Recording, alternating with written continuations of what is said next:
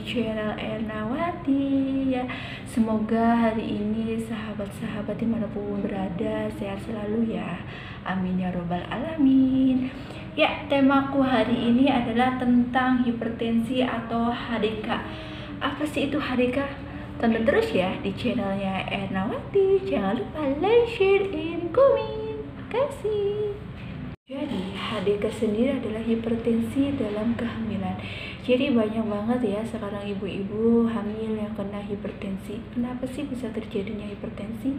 Nah, sekarang hari ini aku akan share atau bagi sharing lah ya tentang hipertensi, bagi informasi sedikit kenapa bisa terjadinya hipertensi. Jadi hipertensi atau HDK itu dibagi menjadi dua macam.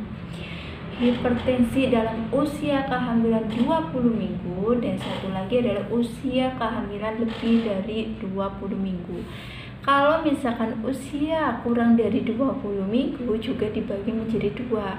Namanya hipertensi atau darah tinggi kronik, dan yang kedua itu adalah hipertensi superhiposit. Jadi kalau misalkan hipertensi kronik itu adalah terjadi pada saat setelah pembuahan atau dinyatakan positif hamil, dia udah kena darah tinggi ya. Biasanya akan menetap darah tinggi itu pada usia 3 bulan dan tidak mengalami yaitu namanya protein urea. Kalau darah tinggi superhiposit itu dinyatakan sama ya setelah mengalami kehamilan atau dinyatakan positif, dan protein ureanya yang membedakan nih protein urea. Protein ureanya adalah positif. Apa sih itu protein urea? Jadi protein urea adalah protein atau kandungan protein yang ada di dalam urin itu jumlahnya tidak normal atau kebanyakan. Jadi untuk mengetahui saya kena protein urea positif atau enggaknya itu dilakukan di lab pemeriksaan lebih lanjut ya. Kalau misalkan udah dinyatakan ibu hamil dinyatakan darah tinggi atau punya darah. Selanjutnya itu adalah HDK atau hipertensi dalam usia lebih dari 20 minggu. Apa aja? Itu dibagi tiga juga sama ya guys. Yang pertama itu adalah hipertensi gestasional. Hipertensi gestasional itu terjadi pada saat hamil nih, hamil dinyatakan hamil sampai usia kehamilan 5 bulan biasanya normal. Tapi tiba-tiba pada saat usia 5 bulan ke atas, ibu tersebut dinyatakan punya darah tinggi atau hipertensi. Dan hipertensinya sendiri akan menghilang setelah ibunya persalinan. Kalau udah lahiran, hipertensi akan menghilang sendirinya. Kalau itu hipertensi gestasional ya. Yang kedua itu adalah hipertensi preeklamsi, di mana preeklamsi sendiri dengan tekanan darah 140 sampai 160 pernya 90 sampai 110 ya. Kalau preeklamsi sendiri. Preeklamsi sendiri juga dibagi menjadi dua. Preeklamsi berat sama preeklamsi ringan. Kalau misalkan preeklamsi ringan itu tensinya atau tekanan darahnya itu 140/90 dan protein ureanya biasanya negatif. Tapi kalau misalkan preeklamsi berat itu dengan ditandai tensinya biasanya udah lebih dari 140, bisa sampai 160/110, dan protein ureanya biasanya positif, bisa positif 1, bisa positif 2. Itu kalau misalkan preeklamsi berat ya. Jadi kenapa sih bisa terjadinya preeklamsi? Ya, saya akan menjelaskan atau sharing lah ya kenapa bisa terjadinya preeklamsi sendiri. Aku cerita dari pertamanya dulu ya, pada saat proses pembuahan. Jadi pada saat proses pembuahan otomatis kan sel telur bertemu sama si sel sperma. Setelah bertemu akan membentuk yang namanya zigot.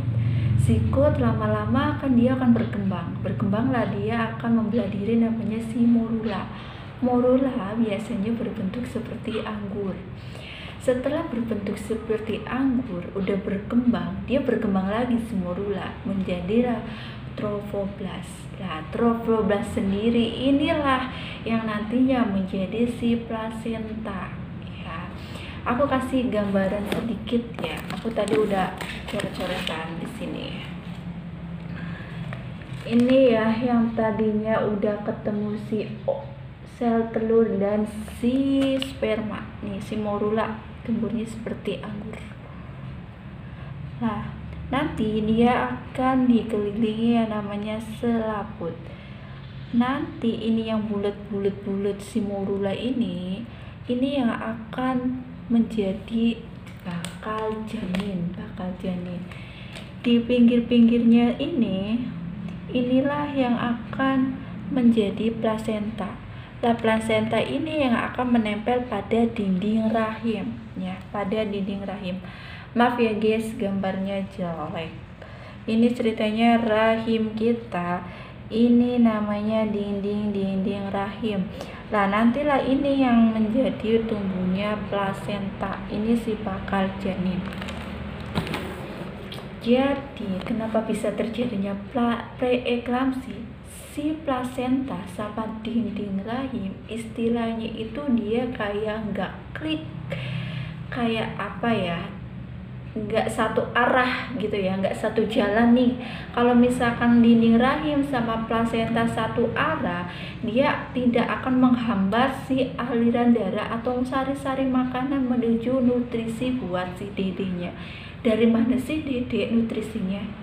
Kan susah nih di dalam, dari mana ya? Ya dari si ari-arinya atau plasentanya tersebut buat si dede. Alirannya dari plasenta. Kalau plasentanya bermasalah, otomatis si dedenya juga bermasalah. Bermasalahnya pada apa? Pada nutrisinya, perkembangannya jadinya gak bagus buat si dede. Bisa terjadinya nanti bisa keguguran, terus pertumbuhannya jadi jelek. Itu salah satunya kalau tidak berfungsinya plasenta tidak benar. Apa ya, karena terjadinya nggak klik atau penghambatan pada dinding rahim tersebut, si plasentanya ini jadi aliran darahnya berkurang toh. Kalau aliran darahnya berkurang, otomatis sel endotel siapa ya? Sel endotel adalah sel yang ada di pembuluh darah. Si ari-ari sel endotelnya bermasalah, nanti yang akan terjadi yang pertama peningkatan permeabilitas vaskuler. Apa itu lagi ya permeabilitas vaskuler? Jadi permeabilitas vaskuler itu adalah cairan yang ada di dalam pembuluh darah. Cairan yang ada di pembuluh darah itu adalah menumpuk. Lah menumpuknya cairan terjadilah bengkak. Biasanya bengkaknya pada kaki, terus ada yang bagian muka ada, bagian tangan ada. Biasanya yang paling sering terjadi adalah bagian kaki. Kakinya gede seperti kayak kaki gajah gede, bengkak lagi ya. Terus kalau peningkatan permeabilitas meningkat, yang terjadi yang tahap pertama itu adalah bengkak, kedua penumpukan protein urin. Nanti kalau udah meningkat protein urin jadinya positif. Kalau sel endotelnya rusak, yang kedua akan bermasalah yaitu vasokonstriktif. Apa itu vasokonstriktif? Vasokonstriktif itu adalah pembuluh darahnya tersebut akan mengecil.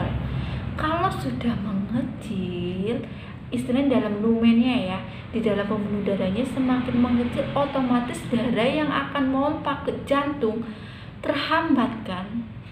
Istilahnya gimana ya? Istilahnya kalau misalkan ada aliran, misalkan kayak kita paralon nih. Paralon kalau misalkan banyak tanah-tanahnya atau lumut-lumutnya di dalam, otomatis air yang mau jalan, mau keluar otomatis terhambat kan, jadinya kecil. Sama seperti vasokonstriktif. Vasokonstriktif, pembuluh darahnya itu semakin menciut karena adanya lumen mengecil. Darah yang mau mompak ke jantung jadinya lambat jalannya, otomatis terjadilah hipertensi atau darah tinggi pada ibu hamil. Jadi sebenarnya preeklamsi sendiri itu belum tahu penyebabnya atau belum diketahui penyebab aslinya itu gimana sih, kok bisa terjadinya preeklamsi itu belum diketahui ya sampai saat ini. Tapi ada yang beranggap bahwa terjadinya preeklamsi sendiri bisa terjadi yang pertama karena fungsi dari plasentanya itu yang tadi aku udah jelasin ya. Yang kedua itu adalah nutrisi dari ibunya sendiri itu adalah kurang baik. Yang ketiga faktor genetik ya, itu bisa kalau dari faktor genetik.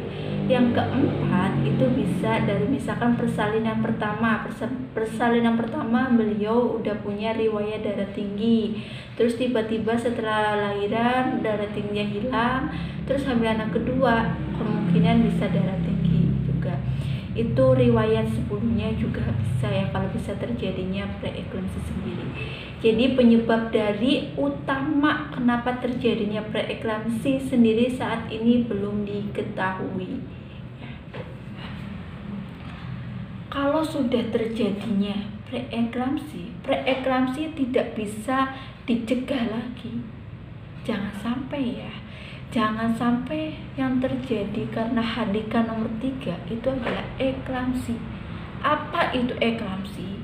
Eklamsi sendiri adalah darah tinggi yang biasanya disertai kejang. Kejang-kejang bisa koma, bisa pingsan, bisa tidak sadar. Itu menakutkan, lebih menakutkan lagi. Kalau sudah begitu, kasihan ibu. Itu tadi penjelasan aku tentang HDK, hipertensi dalam kehamilan, dan kenapa bisa terjadinya preeklamsi sendiri. Semoga video tadi bermanfaat ibu-ibu. Terus video selanjutnya aku mau ngasih tips gimana sih cara mengatasi hipertensi atau biar nggak kena hipertensi sendiri. Tonton terus ya di channelnya Erna. Jangan lupa like, share, and comment. Assalamualaikum warahmatullahi wabarakatuh.